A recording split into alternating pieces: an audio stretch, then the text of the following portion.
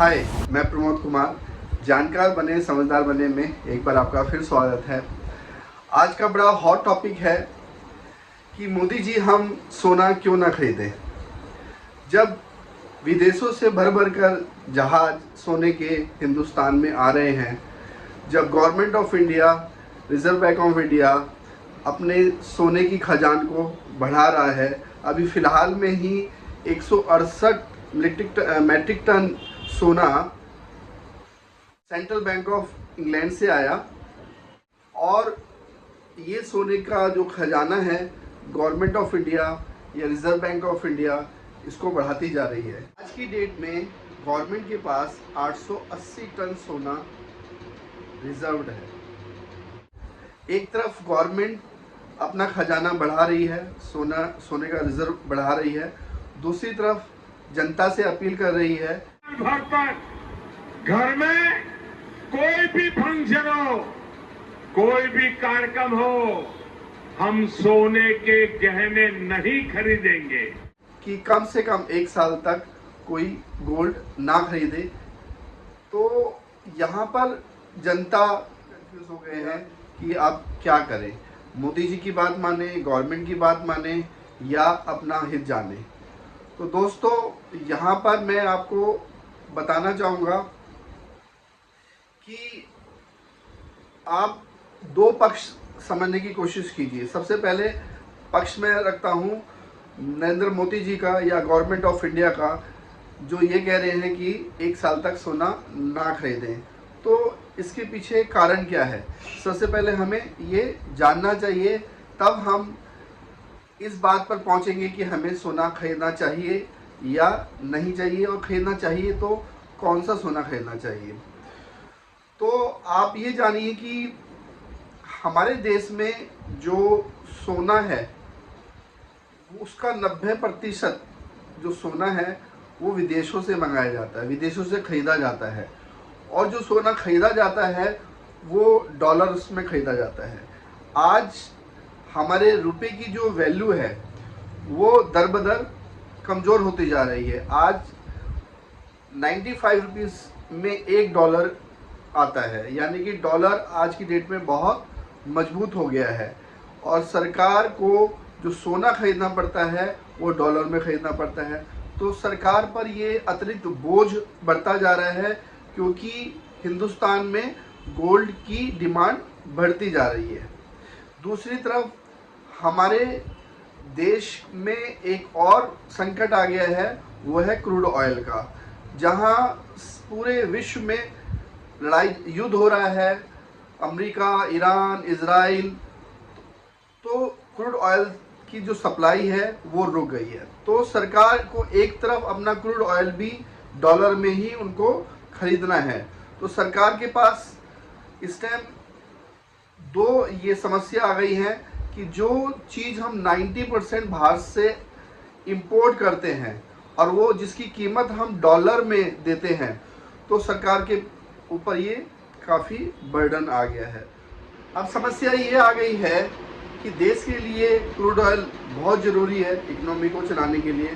साथ में गोल्ड की डिमांड भी देश में बढ़ती जा रही है, फिजिकल गोल्ड आज की डेट में बहुत खरीद रहे हैं। तो सरकार को गोल्ड भी खरीदना है और क्रूड भी ऑयल भी खरीदना है।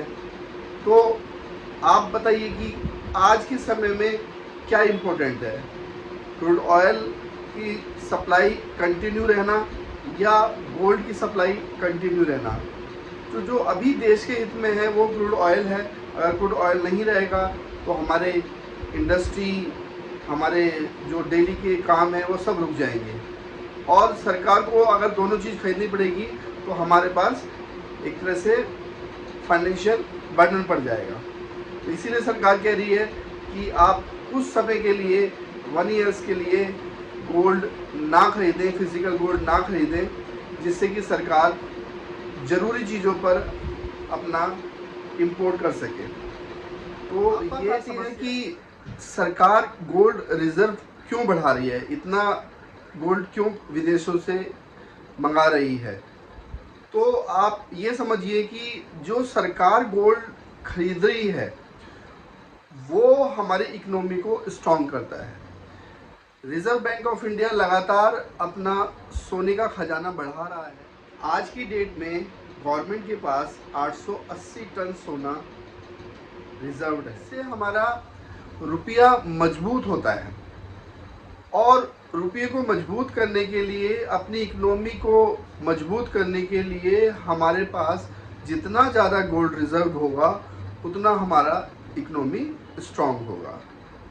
तो सरकार का ये पक्ष है कि वो इसलिए गोल्ड विदेशों से ला रही है, मंगा रही है, और हम ही नहीं, पूरे वर्ल्ड में, पूरे विश्व में सभी सेंट्रल गवर्नमेंट वो भी अपना गोल्ड रिजर्व बढ़ा रही है। इसी वजह से गोल्ड की जो कीमत है वो लगातार बढ़ रही है।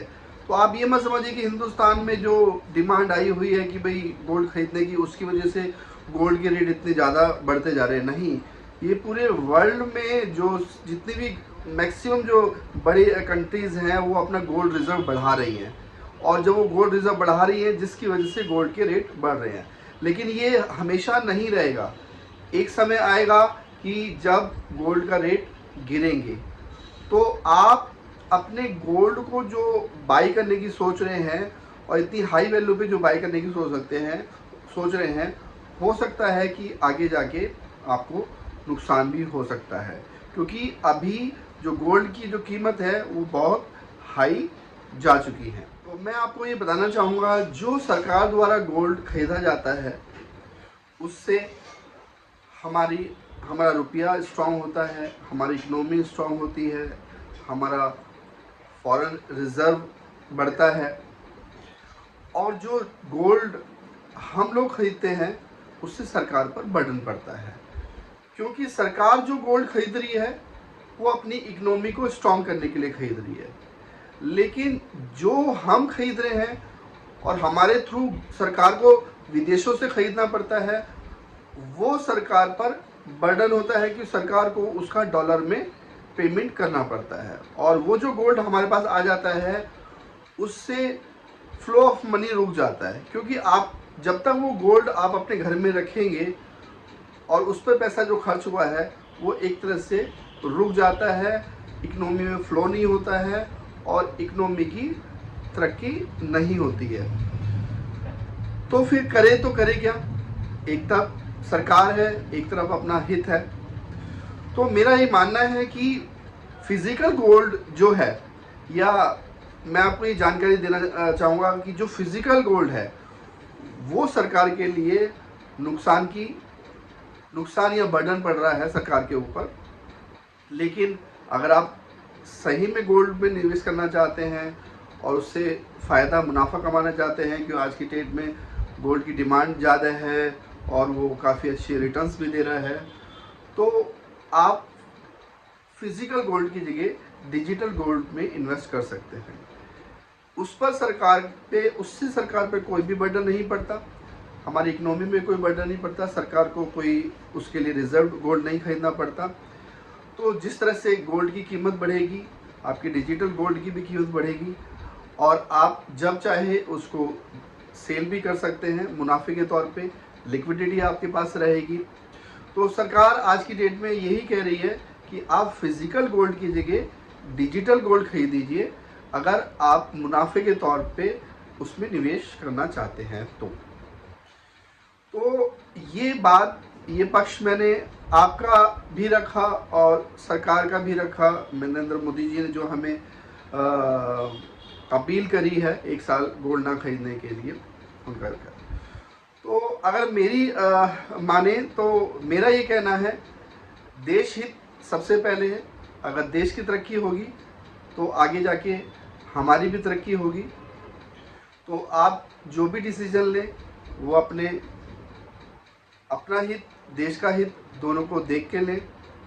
तो जानकार रहें, समझदार रहें में बने रहने के लिए आपका बहुत बहुत धन्यवाद, और मेरे वीडियोस को लाइक करने के लिए भी बहुत बहुत धन्यवाद। मेरे वीडियो को सब्सक्राइब कीजिए और लगातार इसी तरह से अपना प्यार मुझे देते रहिए। मैं अपने नेक्स्ट वीडियो में नए सीरीज़ के साथ में आऊँगा, जो आप लोग मुझे लगता है पसंद करेंगे। स्टॉक मार्केट के बारे में आपको सही जानकारी देना और आपको समझदार बनाना उस सीरीज़ का मकसद होगा। जो भी लोग इंटरेस्टेड हैं स्टॉक मार्केट की जानकारी लेने में या उसके बारे में जानने में, तो मेरी अगली सीरीज़ को ज़रूर देखें। और आप सब्सक्राइब नहीं कर रहे हैं चैनल को तो अभी कीजिए। मैं आपको 3 सेकंड देता हूँ। 3, 2, 1। All the best. मिलते हैं अगले वीडियो में। नमस्कार।